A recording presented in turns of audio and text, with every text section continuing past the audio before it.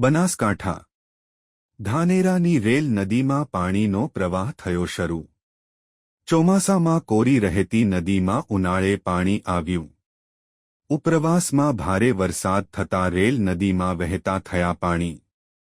ધાનેરાના રૂણી રામપુરા રાજોડા સુધી પહોંચ્યું નદીનું પાણી। રેલ નદીમાં પાણી આવતા બોર્ડર વિસ્તારના ખેડૂતોમાં ખુશી। અહેવાલ રિપોર્ટ ભરત ઠક્કર ડીસા બનાસકાંઠા।